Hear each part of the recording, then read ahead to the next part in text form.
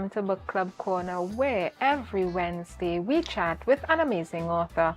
And we're here in the beautiful city of Scarborough, Tobago, where we chat with authors, publishers, literary lovers, lovers of the written word, and wherever you may be viewing from, whether it's Trinidad and Tobago, Curacao, Dominica, overseas, outside of the region, we welcome you to Book Club Corner. My name is Jewel Green, and I will be your host on Book Club Corner every Wednesday.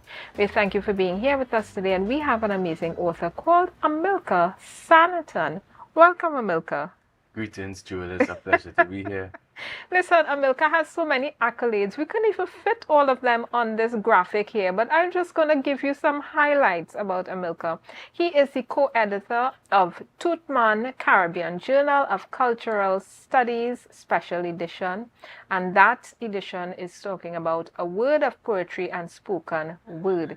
He's also the co-editor of the Caribbean Quarterly Special Edition, creating a Caribbean sense of place, Calypso, spoken word, and oral tradition. And the intersectional collaborative project that he is on is called Imagining Futures in the Margins of the State. And we're going to be getting into that. And he also is a PhD candidate in cultural studies at the University of the West Indies. He's an interdisciplinary artist, educator, and activist. Thank you for being with us. Thank you for being here, Jewel. When you read out my introduction like that, I don't know if that's the person that you have in front of me, to be honest. Well, I am sure it's the person in front of me. I mean, we are the compilations of all the little things that we do. Certainly. Yeah, these little small Lego pieces. We put them together and eventually they form this tapestry. Certainly. But we do the little pieces to make life what it is. Certainly, for sure. Yeah, and thank you for being here. Listen, we're going to be getting into all the things that you're into, because you are also a writer. Yeah. Which is why you're here today. Am I? Oh. But before we go any further, we want to thank our part sponsors, and obviously you know how we do it on Book Club Corner. I love to chat, sip, and chill, right? And I am having some local wine from LLW Exotic Wines. Thank you, Mr. Luke Lashley, for your sponsorship of the show by sharing with us your skill and talent in winemaking. And you are... Listen, you're one of those skilled winemakers that I really appreciate, because you gave me this wine called rosemary wine. Now, let me just put the disclaimer out there, right? Amilcar is not having any. I'm the only one bibbing here today, right? But let me just say, this wine, it's called rosemary wine, and it is such a surprise on your palate.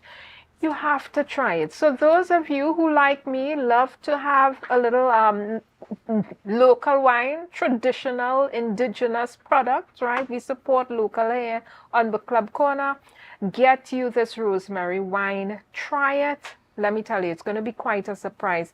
But I'm just letting you know, we do the 5 S's of wine tasting. And that means we look at the wine. We're looking at the clarity of the wine, the color, right? And then we swirl the wine because we're looking at the legs. That's the sugar content. This one not too sweet. And then we sniff the wine. This wine is very deceptive. It makes you think something, you're going to get one thing, and then when you do this, sip and savor.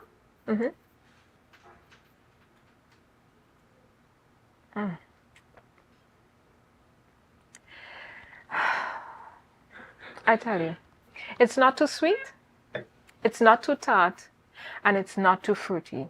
So for those mid-range wine lovers, you know, you don't like it too dry, you don't like it too sweet, this is the wine to get. It's called rosemary wine. Thank you very much, Luke Lashley. And we also want to thank I4 Design for this beautiful centerpiece. And this has been with us for quite a while now. I haven't gotten back a new piece from our friend at I4 Design, Neve, because Neve, I love this piece so much. I just dust it off and put it back. You usually like to give me live flowers, but after you gave me this piece, I'm not even giving it back. So I don't know what you plan to do. This is mine now forever on Book Club Corner. Dust it and put it, and it looks so fresh and lovely. So thank you, Neve. If you need your decor done, you need a wedding done, you need an anniversary, a birthday, Neve does some beautiful designs, table designs, decor, I mean, outdoor weddings, indoor. He's just a genius. So we want to thank Neve, and we want to thank Mr. Luke Lashley for his amazing wine.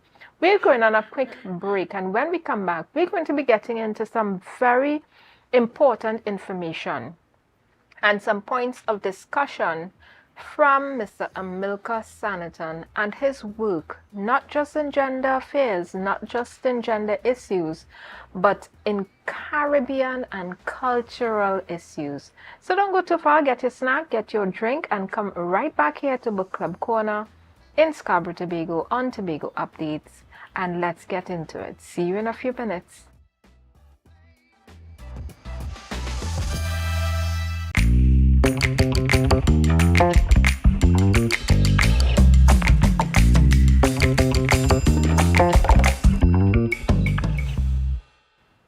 Welcome back to Book Club Corner, where every Wednesday we chat with a local amazing author about their work and what's happening in the literary scene in the Caribbean. And today we have with us Amilcar Sanatan.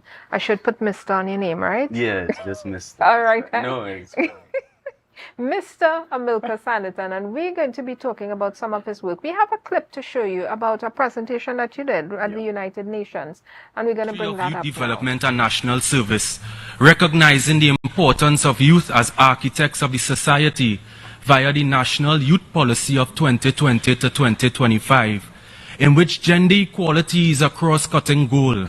The policy embraces an asset-based and positive youth development approach.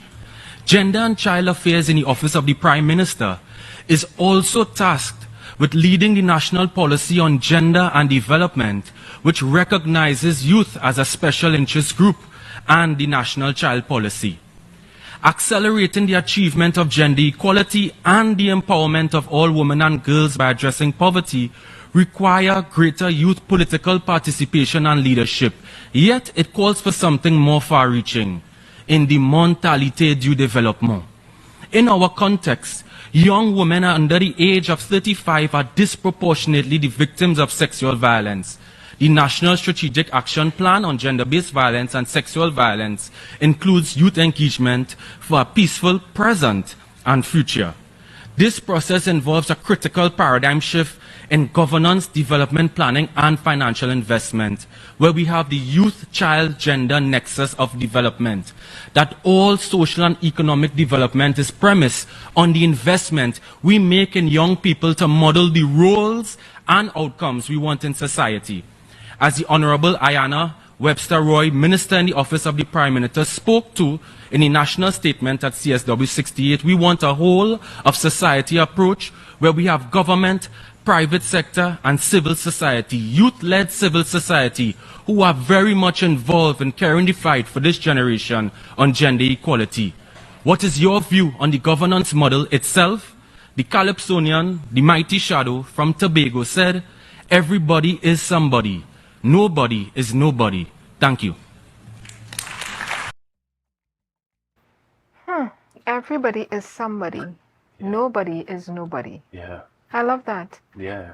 And how apropos, from Tobago, I mean, come on, people. Listen, when I hear that presentation about sexual violence, gender issues, women's rights, these are things that coming up to International Women's Day, we tend to get into, right? That's when we empty the whole box of gender affairs and we start digging up again, right? How did you get into gender affairs and gender issues in terms of a study that you wanted to delve into, something that you wanted to spend your academic attention on, right? Your academic currency on. How did that become something that you wanted to look at? Certainly, thank you, Jewel, and you're right. So I think what my shadow had established with everybody is somebody, nobody is nobody, was that Tobagonian poetics that help us understand what human rights is and what our humanity means, that essential right to dignity that everyone deserves. And when we look at Calypso, when we look at our culture, we have frameworks that don't just talk about the social attitudes we need to change, those barriers to progress. We actually have politics of justice deeply rooted in our music, our poetry as well. And when I started off young, my mother is a feminist and a feminist librarian who was involved with the university as well. At that time, the Women's Development Studies Group, WDSG, and I would turn into the Center for Gender and Development Studies, and then I would become the IGDS. And in kind of ravine way, I end up at the Institute for Gender and Development Studies there. Yeah. So I would say definitely my parents instilled in me different things from both my mother and father. My mother looking at faith-based organizations through the Catholic Church and her context and orientation, and thinking about the rural context for girls, what is possible. And my father, a lot more politically, he kind of understood women as comrades in movements, women's revolutionary projects in Latin America and the Caribbean, and that definitely shaped me. But for me, I also went to all-boys schools, which is nomenclature for prestige schools here, and we have same-sex schools for boys and girls. And being there, I had a lot of solidarity with men. And those are things that I value. I love the company of brethren. I know how to love a man in the ways that I feel comfortable doing, and that doesn't have to be a definition for my sexuality. And I saw the ways that we struggled as young men, that there were many fights we were involved in we didn't need to, that there were initiations of manhood, which I think could be changed if we truly loved each other. We truly care about each other. And as I grew older, like any adolescent, I didn't have it right. I didn't have the views right. I created new company with women as well, challenging some of my views, expanding my thinking, making me be more human. And that was a major transformation where I could have women as role models. I could model roles from women leaders and so on. And that fit well in the academic environment of today, where I don't have to question the leadership of a female CEO or a woman who is the campus principal or the dean of a faculty. I could work with that with the least amount of anxiety. I grew up in it. My mother was in senior management and executive leadership. But moving in the world, I felt that this were just the skills that I needed to be just. And of course, studying it, I wanted to end the problems that people struggled from. When people think about gender-based violence, I think about that child who has to go through a lot of relationships, going to have a lot of tears on a bench in a classroom, or what do I call sometimes that gravel in your throat when you have to go to class on a Wednesday after you witness domestic violence on Tuesday night. I've lived around that, I've been around that. That is not some concept or abstract thing. But if you truly love men and love women and love children, I think gender equality is just a natural framework that you embrace. I could not have said anything you just said any better, Amilcar. It is so pivotal to our well-being, mental well-being, psychological, physical well-being, and safety to embrace the gender balance of us all, and to not be able to, succumb to the boxes that society wants to put us in terms of our gender roles. Certainly. You know, I do believe everybody will have a role in your life, whether you're a son, a daughter, a cousin, or uncle, but that's for you to decide what that role is. Certainly. You know, and I think we need to expand, and I love that you were able to grow up in a space that, you know, you were free to flex those muscles in terms of what does society want of me? Exactly. And what do I want to give society of me? Those are decisions we have to be able to make independently. And if I may, Joel, like, it's so concrete in the way that we live these lives. It's almost very emotional because so much of gender work is about failure. So many young boys and young men feel they don't meet the standard of manhood. But then they do fail in certain ways. But what is this gendered failure? We could fall short as people. One of the things I really thought about is I love sports. I love LeBron James is my GOAT. Even though I grew up with the worship of Michael Jordan and so on. LeBron James is my GOAT. I love cricket. I love Jacques Alice from South Africa. I love Brian Lara at my time. And many players, and we would play like that. I still watch sports up to the day. I have much less time, so I have to be watching highlights and analysis. And then I ask myself, do I like male sports or men's sports alone? Or do I like sports? Yeah.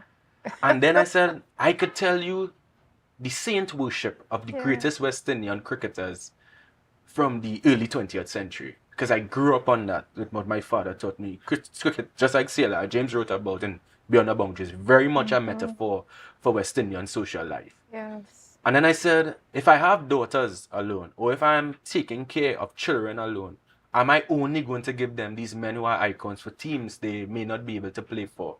Those are men's teams. Oh my God. What could I do to speak about those great West Indian women cricketers? So many of them came from Trinidad and Tobago as well, especially in the 2000s period. And if we look at now the reforms happening in West Indies Cricket Board, West Indies Cricket has now taken up gender equality as one of its mandates. Yep. That came out as one of the outcomes of the Udine Barito report earlier on, about 10 years ago. We now need to bring parity for women's cricket. There is a Women's Cricket Association of Trinidad and Tobago. Yeah. And should that funding only come from the Ministry of Sports or Women's Cricket, or a national commitment at the regional and national level to support women's cricket? And ensuring, believe it or not, women's cricketers don't travel. Before, and this happened with Indian cricket team, they would send them in coach when the men would fly in first class.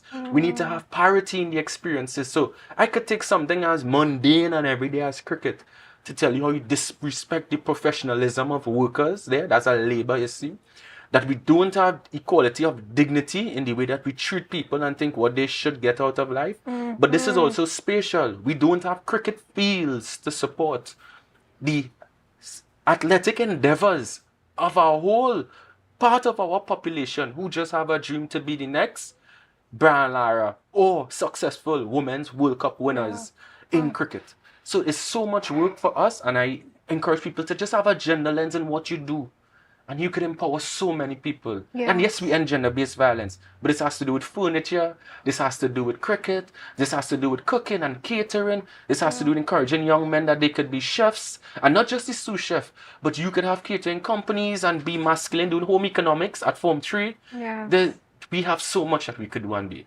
Oh, you know, I love that you brought up women's cricket. Yeah. I love that we're looking at, in the gender lens, through the gender lens, we're looking at sports, which is traditionally categorized as a male activity, right? Something masculine.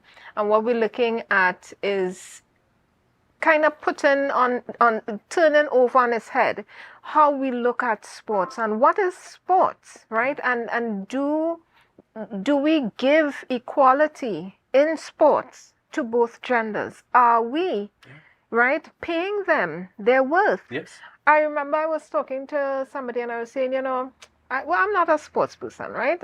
All I want is the lime. Right? Take me to the cricket and put me in the party stand, or thank you, get me the cooler with the drinks and stuff, and when everybody jump up and ray, I ray, and when everybody boo, I boo. I don't know what's going on. All I know, drinks and eats, and we having a good time, right? Yeah. But you know, that is just the periphery of it. What I am seeing, even as myself, not particularly into sports, is that women's sports isn't seeming to do as well. And the conversation that was brought to me was that, you know, well, women can't play sports as good as men. Look at the results. And I said, listen, you must get this result if they're not being trained.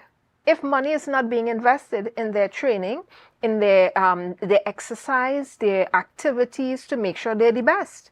If I do what we do with women's cricket to the men, they would also be in the same category. Are we looking at the fact that what the investment going in is what we're going to get out? Oh, right? certainly. Or are we just simply trying to genderize the result to say, is woman that way? Yeah, and that's where you have harmful gender beliefs and stereotypes about people's capacities. Or if you have a whole culture when you throw a ball badly or poorly and you say you throw like a girl, that has implications for what we develop as sectors. But there's a lot of success with West Indies women's cricket in terms of international ranking. Yeah. But yes, there's more work to do with visibility. We have more to match with investment. And we're also developing a game. Not all sports are created equal as well in terms of the attention. Sports also shift with global capital, moods, and interests. So once upon a time, West Indian life was fundamentally defined by cricket. If you ask a young boy now, you're not going to see them really take out a bat all the time. It's actually a sweat to try to be the next Lionel Messi and Cristiano Ronaldo or Mo Salah rather than a Brian Lara. So even the notions of gender move and we can develop interests. Why would we rob ourselves the ability to have what Serena Williams did to the sport of tennis, what Billie Jean King did as well to the sport of tennis? So we need pioneers. We need to celebrate them. I think we have made a lot of strides in netball. And you can see that in the post-colonial Caribbean, there's a lot of pride around pioneering women, really creating national achievements in the domain of netball. But we could do a lot more for sports. And of course, it's not just cricket. And it's about how do we think about education? How do we think about planning of communities? And who gets to move? Mobility for whom? Who is going to use the public space? And I think those are the questions I am fundamentally interested in. Yes. And the idea of cricket and so on is just kind of come around. Those are the outcomes. Yes. Listen, we're going on a quick break. There's so much to unpack here today, Amilcar. And viewers, I admonish you, take this as a jump-off point. Wherever you may be in your gender journey, as you're looking to exercise those muscles, right? Those psychological muscles and societal muscles where you are flexing against what society and your groups, your parents, your families, what they're telling you you're supposed to be and what you are supposed to give. As you flex against those restraints and use those muscles, I admonish you to use this episode as a jump-off point to talk about these issues and these matters that may be coming up for you. Don't shy away from them. Don't run away from them. Don't say, that guilty boy, I don't want to talk about that. Talk about them. They're not going to just empower you, they're going to empower those around you, whether they're male or female, and give you the ability to expand yourself far beyond what you think you are going to be capable of as a human being, not just as a gendered person. We're going on a quick break. Y'all get your snacks. I know half of y'all eat out your cookies, right? You eat out all your chips, you drink out all your government juice, and you sit down there watching the show, giving you a chance to go and refresh your snacks and your drinks and come right back here to Book Club Corner as we chat with author, activist, and artist Amilcar Sanatan.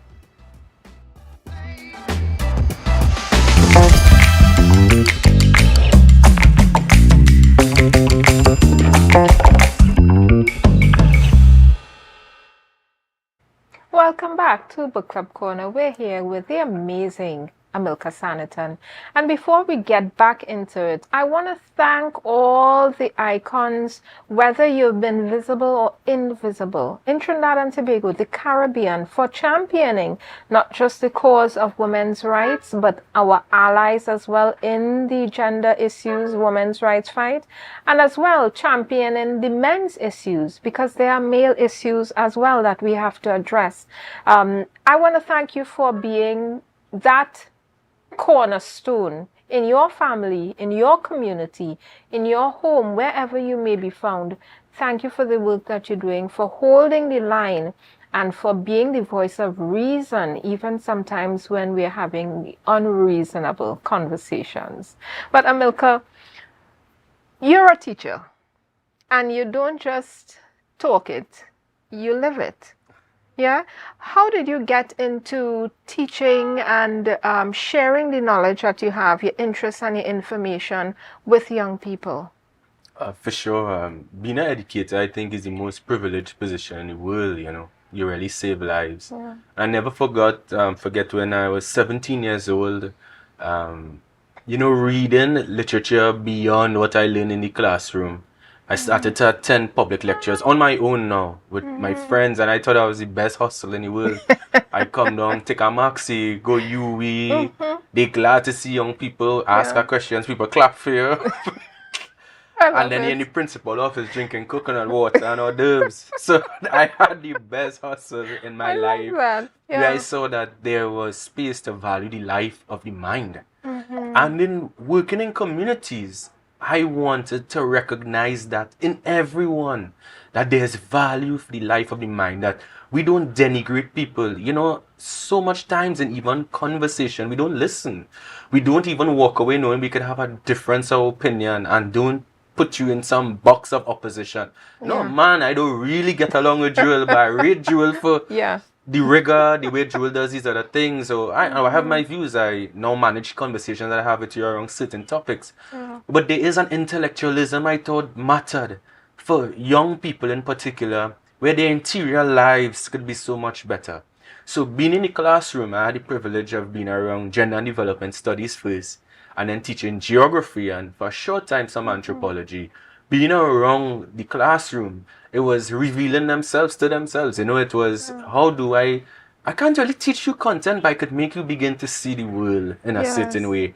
And seeing students, I think 35, I'm 35 years old now, so but I had that Yeah. kind of space to be doing that since my kind of early 20s. Having 10 years, seeing people move on into the public service, move on to being teachers, even going into Caribbean Airlines and understanding, for example, being bilingual was valuable. And he didn't need to study Spanish formally to begin to have that interest. Having Mm-hmm. frameworks that understood what Martinique and Guadeloupe was thinking about for race, class, gender, justice, political systems was Mm-hmm. important to what people in Tobago are thinking about. So you could be a Département d'Outre-mer, and then you're thinking about what political system works for me in Mm-hmm. Tobago as a federation, what is my idea of autonomy. Yeah. So these are the ways that I think I could have worked with people to expand their mind, and people did that for me all my life. Yeah. I love what you just mentioned in terms of, do we have to stick with the current system that we have, or do we deconstruct and reconstruct something that may be working better for us? And this year, 2025, Trinidad and Tobago is celebrating 100 years of democracy. Yes. And we're having these conversations in different pockets and different spaces about what is democracy. We're celebrating it, but we're having this conversation. Let me backtrack a bit. Having this conversation, there's this group called Full 100, and so they're asking, what does democracy mean to you? And I said, well, first of all, what is it? Before we ask how I feel about it, you're assuming I know what it is. We may be using a word so often that we assume everybody is on the same page. Do we even know what that is? Have we determined and defined it to its full complexity in our society? And if we deconstruct a thing, become curious about what it is, Yes. before we even start to ask, you like it? Yeah. You don't like it? It working? No. What is it? Can we define it Yes. first and grasp the essence of it? So when you talk about, maybe Tobago isn't working as a quote unquote pseudo federal union, right? If it's not working, what will work? What do we need? What don't we need? Is Trinidad even working as a quote unquote pseudo federal union? Is the Caribbean working as CARICOM? Should we be doing something else? Whatever happened to the Federation of the West Indies? Should we be bringing it back? CARICOM, right? I'm throwing that out there for you. Should we be bringing that back? And even in that conversation where we're talking about deconstructing things before we even start to say, this is it. This is how it must be. This is how it's always been, and we're sticking with that. We should become curious about what is our thing? What is it? What is gender? What is gender roles? What does that mean for us, and what does that mean for me? And I think we've lost some of that curiosity that education is supposed to be looking at in terms of teaching us how to learn Yes. and not teaching us the work. Oh, certainly. You know what I mean? Yeah. And for me, I want to thank my mother. She's passed already, but I want to thank her for, in her work she did with us at home, the conversation was always, well, what are you learning? right? And how are you learning? Each child learns differently. And she was always one of those persons who would not be, regurgitate the work, but, are you able to apply what you've learned? And are we able to apply what we've learned in terms of gender issues? What is your take on that situation in terms of our understanding and application of gender issues and the way that we learn? Oh, certainly. Well, the whole institution of education itself is gendered. It's quite unfortunate. We still have in schools where we have both young men and young women, gender stereotypes get involved with sometimes how teachers encourage students to choose subjects. So that is why the whole idea of same-sex schools take on this kind of special weight in the society as well, partly because it reduces some of those stereotypes which impede girls in particular from doing certain subjects. So these are like the kind of complexities of the system. Another thing is the occupations we think. Then the disposition. Some schools very much articulate itself. You might be an employer or a leader of industry one day, and other schools train you to be employees. Then it's class-based. What is tech voc versus what is traditional academic pursuits? So we have so many issues. And then being real, the institution, the experience, we have menstrual inequities. So the school itself is not built to deal with the taboos around periods. It have this weird social shame that we have for a process that happens in your body. Even among women, how do we equip male teachers to discuss that? And then experiences of child sexual abuse. So when the students bring that into the classroom and they are in the school setting, how do we reduce the anxieties and provide them support? And we look at safeguarding protocols. If you experienced a form of intimate partner violence, which happens among young people, it's the first time you could be a perpetrator, but is that the last time you are a perpetrator for boys and girls? Is the first time you are a victim? Is that the last time you are a victim for boys and girls? Playing man and woman in Form 2 and she giving away the box onto somebody else, or he buying a pizza slice in the cafeteria for the next one. Big up Jessica and big up Jamal. So everybody, all these dynamics of our life that we play out, we could really have more gender equal space, and it would be great if schools became the site where there are GBV free zones. And secondly, we could model the rules for gender equal society. So when they leave, we have less barriers in the workplace, less attitudes that stop us from serving people. Even things like customer service, where it could sneak in sexual harassment in the mix. There's always a strange line if the person doing their job or the warrior. Yeah. Yeah, because maybe they're serving you your food in such a wonderful way because you're cute, right? Yeah, man. But cute people always inherit the earth. I think we need to change. Maybe I need a month to change. No, we need to change that Bible verse. Cute people take out meek. Like, who is that? Meek shall inherit the earth. Cute privilege. Yeah. Good looking privilege. All the people who are not cute, you are equal to. Listen, I'm not with Amilcar on that. Who not cute? It's subjective. That's right. Beauty is in the eye of the beholder. All those moms out there, telling their kids, you're the everybody is beautiful. I mean, come on, in your own way. Everybody is cute. Nobody is not cute. Exactly. So that that means you're gonna inherit the earth. It's for everybody. Take a piece, okay? But we have these conversations in terms of what's happening in the schools. When we talk about these, as you talked about these gendered schools, one gender schools, these unisex schools versus these single-sex schools. And I went to a single-sex school, and to be honest with you, I was so happy to be there because I didn't have to. We didn't care how we look. Oh yeah, that's wonders. We didn't iron our clothes. When people came, the skirt was a full balloon. Well, you couldn't do that. You're definitely gonna get detention and in trouble. But there was no rule against not ironing your clothes. Yes. Your whole skirt is a balloon. It had box pleats. Nobody knew until up in the waistband. I mean, your tie was. It was a handkerchief, a desk wiper, a bottle holder. It was everything. Yeah. And it's because you didn't want to look cute because, you're sitting down next to a dude who you might think was cute, and you want him to like you. And I think there is definitely a need for that freedom in his space, right? However, when you talked about, you know, this in the school, there's now women and the girls and the menstrual cycle happening. I felt we didn't have enough male teachers. Right?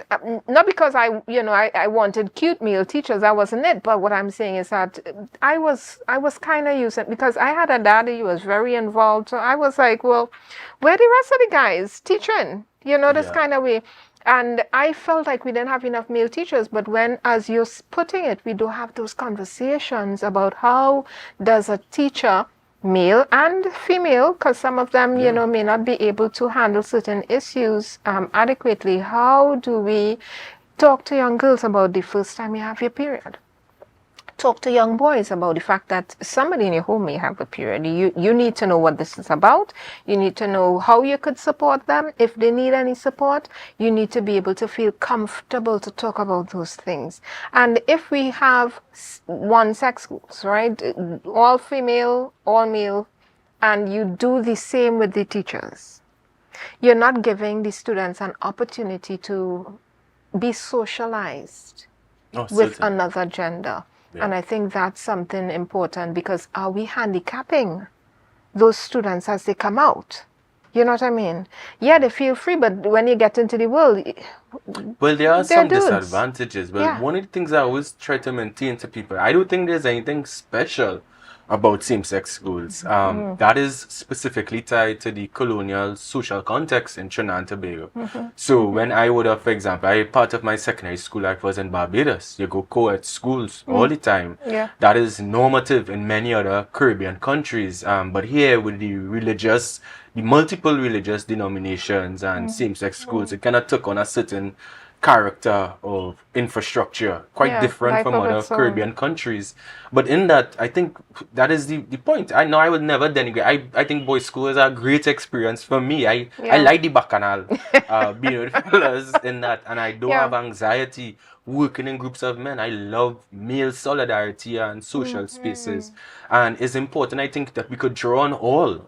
That we must learn to relate to multiple groups. Is so important how, for example, same-sex women's schools or girls' schools become this social and economic space that women draw on for networks in the future, that they leverage all the way up. And it gives them social relations and access to a base of women leaders. In certain ways. Doesn't mean they didn't have gender policing. Doesn't mean the construct of a lady wasn't violent to some people, even while they were growing up there. But it does a lot to leverage later on, especially in this kind of environment that we have that is very male-dominated. And men leverage that for boys' schools. If you take a poll of parliamentarians, they're literally coming from a select range of secondary schools in Trinidad and Tobago, particularly Tobagonian politicians currently in government. They come from select schools. So it's very class-based, and when we have these conversations, they're quite delicate, but we must always think about equality of opportunity at all places. I know a lot of people challenge the notion of prestige schools. I do too. We should have first choice schools. But prestige is a social category that makes people aspire for one, rather than saying how as a society geographically we could give more access to range different forms of education that people could see the full human potential, co-ed and same-sex. I love that idea, because, you know, when you came in the studio, I was actually having a conversation with a gentleman who has a store right in the Port Mall close to Tobago Updates, and we're having this conversation about prestige schools, right? Because I gave the name of the school I went to for high school, and he said, oh, I know that school. That's one of those up there schools. I said, you know, the notion of prestige, as far as I'm concerned, and my mother was a teacher, a school principal, and she basically said to us girls, you know, where goat reach, horse will reach. So basically, just put your head down, put yourself in the work, apply yourself, and even if it is slow in coming, it will come. Right? Anybody could learn. That's what she said. And I believe that wholeheartedly. And when we talk about these notions of prestige, And as you say, first choice or last choice or whatever choice you want, what we're really looking at is the partnership, the result of a good partnership between the parents and the teachers, between the caregivers and the ones who are running the school. The ones who are running the school, from the janitor to the principal, they can't do it on their own. Right? They watch your children, they monitor them, they see what's going on, and you do that at home. And we need that partnership. And I always tell people, what we call prestige is actually when the partnership works. That's what a prestige school is. And you don't have to go to a school where you needed the highest marks at SEA or at what we used to call common entrance to determine if it is, you at a prestige school. Parents out there, I'm throwing it out to you. Get yourself involved in your children's school. Let's not quibble about whether you're a caregiver or a parent, right? Get yourself involved in their schooling. You see, they don't have homework, and this is another thing. You see that homework thing? I learned so much about how homework benefits students. If your child does not come home with homework, something is wrong. Okay? Don't let them be watching TV and running around the place whole evening. Where's the homework? How did it at school today? And what happened at school? Get involved, get in there like seasoning, right? Like how the Bajans are seasoned chicken. They struck that seasoning all down his skin. Get involved just like that with your students and your children. Because let me tell you, it's not that complicated. I'm going to give you this example before we go on a quick break. My mother explained to me that after high school, that's when she found out her father was illiterate. She had spent her entire primary school and high school years believing this man knew exactly what he was looking at when he told her empty her bag and bring her books. And he would sit there and go through her books and say, what's going on here? Why you not doing well here? What's happening? And she would, Daddy, I don't know. And he would ride into school if she wasn't doing well and ask the teacher, well, what's going on? Right? She is not doing well right now.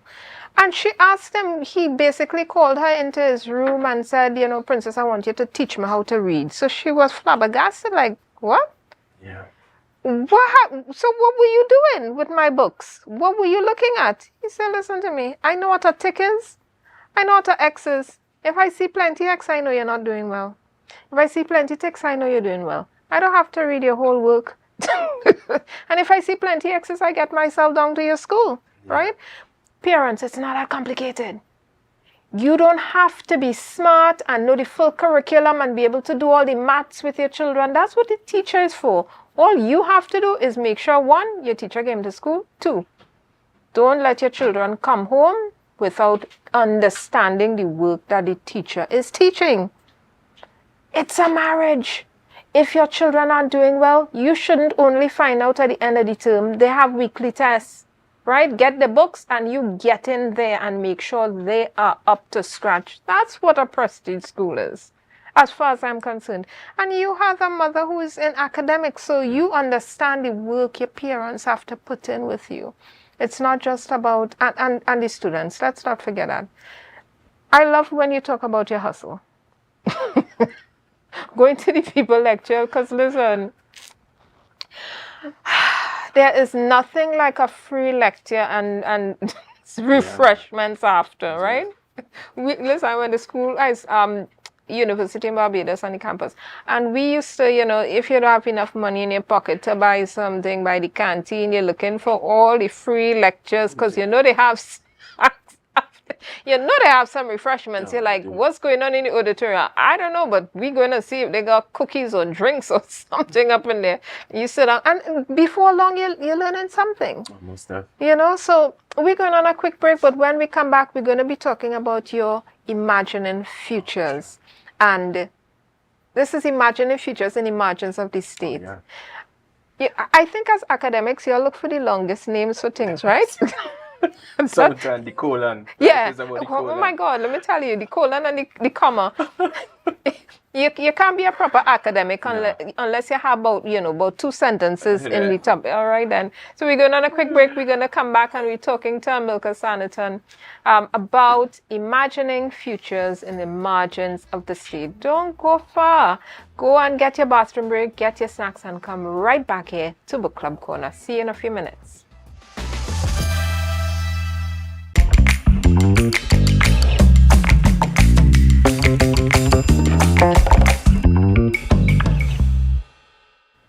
And welcome back again. Thank you, viewers, for tuning in and for sticking with us here at Book Club Corner as we chat with the amazing, the wonderful, the Rasta man, Amilcar Sanatan, right? The academic, Mr. Gender Issues.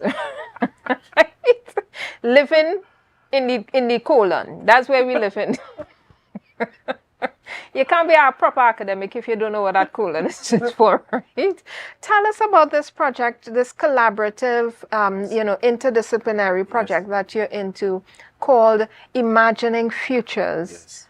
Life in living what? Tell me. Imagining futures in the margins of the state, everyday politics in urban Trinidad and Zimbabwe. Let me tell you, I love that title, especially right up to the state. Yeah. Talk to the viewers about when we say in the margins of the state. What is that? So, Jewel, believe it or not, there are some people in the world where the state, where the government, the public resources, it dwindles when it reaches out into certain regions. Mm-hmm. So in one country, in Trinidad and Tobago, resources just does not reach those margins. They are marginalized because in some way, development does not happen there the same way that it could happen in another one. And it doesn't necessarily mean material resources as well. It could be social resources. It could be respect and regard for a space. Stigmatization limits the ability for economies to be constructed in some areas. So the work I do is in East Port of Spain. And to go to people and ask them, what is the future you have for yourself? That is a question we must ask people. So this is a project hosted at the University of Helsinki in Finland. I'm a researcher on that project. The principal is Dr. Marit Fall. And the other collaborator is Dr. Florence Nkub in Zimbabwe. She's in Harare. She's working with young people using a music voice project where they sing and they put the music in taxis and they communicate their ideas about the society, their visions for development, and what they feel and experience like young people. In my project, I did something called anthropoetry. I went to the East Port of Spain. I work with people.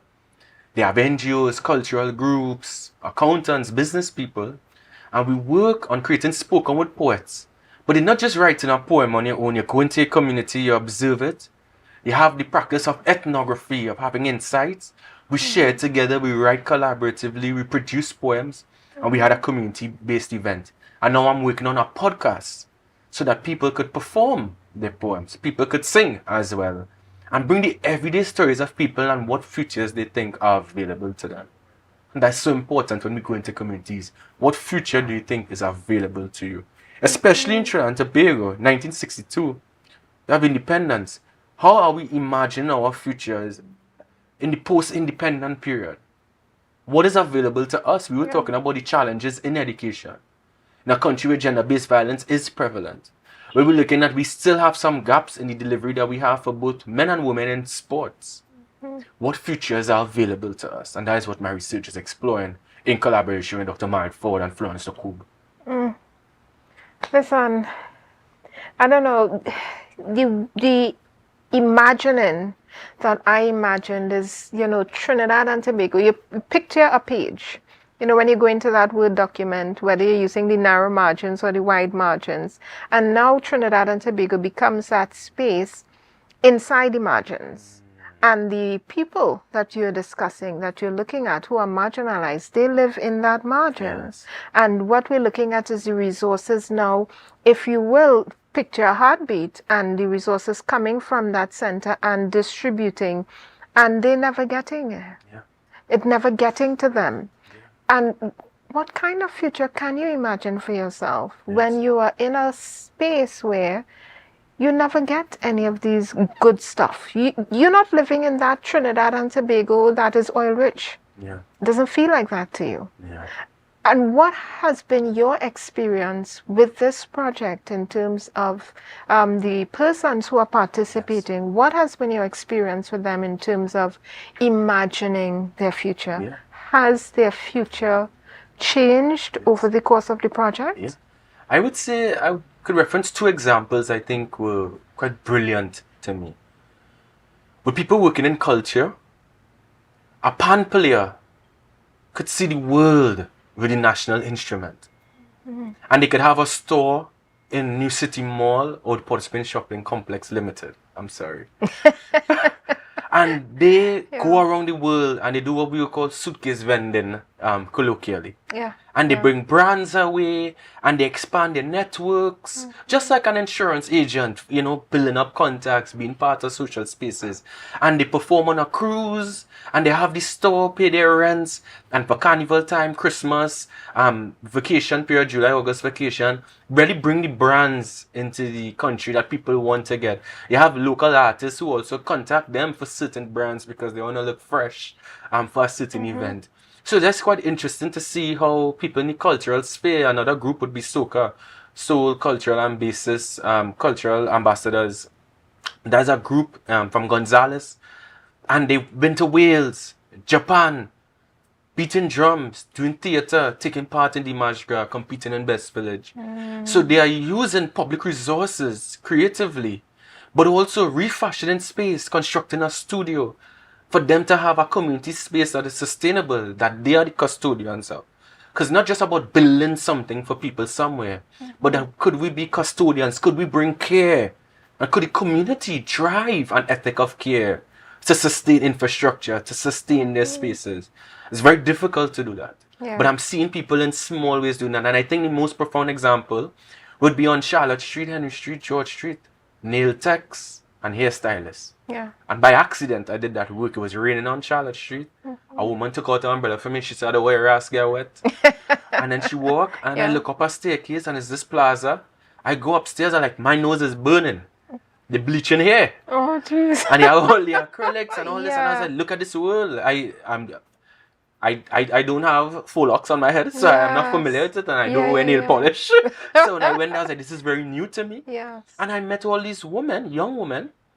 Some of their mothers have 5 children, some single, some 19 years old, 37. Gonzales, Red Hill, Chumacac, Beetham Gardens, coming into downtown Port of Spain, these semi-public spaces to get the life of town, to have a business which you feel they could only get so many clients in their community.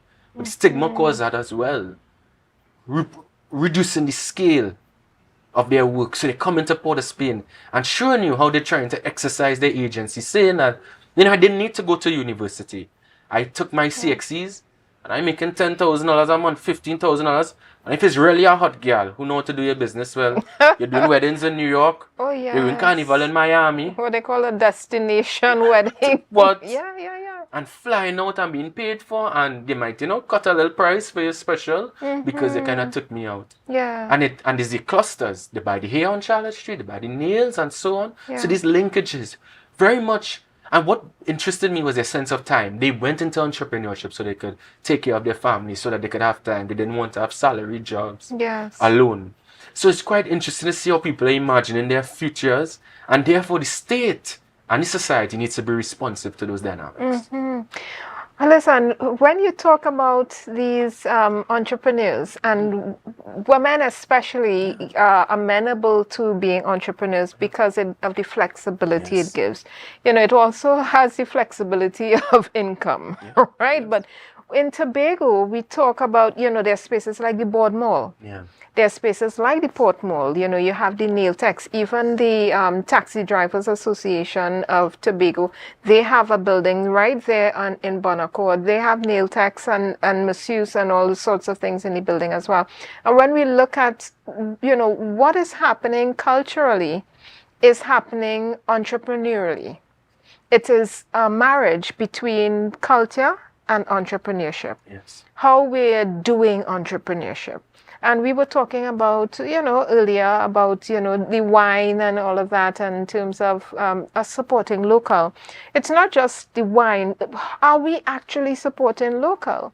And what does that mean for us in terms of scales of industry, right? Is this something that you're noticing from your project, right? Imagining Futures, and from your work? Are we able to do the economies of scale? Are we able to scale up from a micro business, medium size, to a large, what we would call large in the Caribbean, but we know what it is, right? What we call large in the Caribbean. Are we ascending to those spaces where our business is not a little small business in a corner doing a couple $1,000s a week? Is that happening? Well, I'll speak in my capacity as a citizen there, right? When we see young people from Palatuve, Sangre Grande, or East Port of Spain, what if I don't want to work with my hands every day like that? Yeah. What if I'm afraid of the arthritis? Why I just want peace? Are we creating not just the policy space and words, really putting the capital and a financial sector to support them that allows people to hold certain levers of the economy, to be major importers as well? And then how do we think about diasporic linkages where people here, as we have seen with African women, with African American women in the United States coming across and doing work. And I discovered that a lot of people go to Atlanta for 6 months to do hair work, do that work. It's quite interesting. Yeah. How could we formalize them where they could sustain their capital? Now there are certain perceptions they themselves have about banking and what is available to them and credit facilities. And credit unions and cooperatives taking up that role in leveraging that. Is the cooperative model something that they could have? And of course, I also think about ownership of the asset, the property itself, where they rent. So there are so many questions that we could take up to really enhance the profile for those who want to expand their scale. I understand people also want to work in a smaller one, and I respect that. But there are those who want to move beyond. Yeah. And we need to create an enabling environment for that, because we cannot think about ourselves as just as laboring bodies. There's a quick story. It's quite interesting. What I did see as something which had nothing to do with money was how they weren't always competitive. If I can't do a style, my colleague will do it for you. I see a woman call her next one to tug the woman away because she wasn't strong enough. I also saw a woman, because of her mental health challenges, she would go to a hairstylist just to sit down, cool out, so the family would know where she was, and then take the bus as a pensioner at that lower rate and just go south or Shagaramas to clear her mind. Yeah. So I'm seeing how these businesses themselves are not just about money, but they sustain community life. Get people ready for that school reunion meeting in Mukarapo.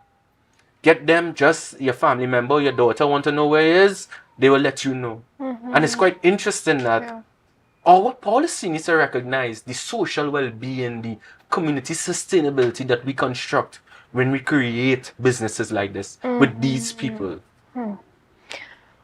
Before we go, what advice would you give to young people, older people, whatever age group it might be, persons who want to get into some of this work that you're looking at, into looking at the world that we're living in, Trinidad and Tobago, the Caribbean, the region, the diaspora, through this expansive lens, but also through a gender lens? What advice do you have for them, Amilcar?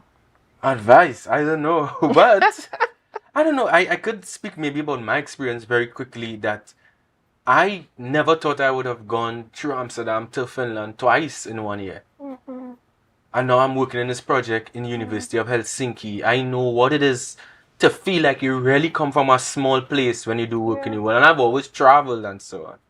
And I really want people to expand those boundaries and those borders that are really under challenge right now in the world, but not to have them in your mind. And the thing that really brought me to this place was discipline and always thinking about possibilities. I think if any young person, especially young writers, be disciplined. Get up every morning. Smuggle an hour for profundity in your life. By reading poetry, reading fiction, writing poetry, writing fiction, writing an essay, or even if you're in YTRC or you're going to school, taking an hour to write in your diary to say that this is my life I'm recording. Be disciplined in that and then expand your possibilities. The world is open to us. And I think I am second place to no one in the world. I'm equally superior, to say the least, when I go into an environment and I work and I deliver and I represent Trinidad and Tobago and the Caribbean and Latin America. I love that. The advice, you are equally superior to anyone else, anywhere you may find them in the world. Start writing. And I love that. That's what you're saying. That's what we're talking about. Not just, publishing a book, but perhaps just journaling. That journey, that catharsis that it brings to your life.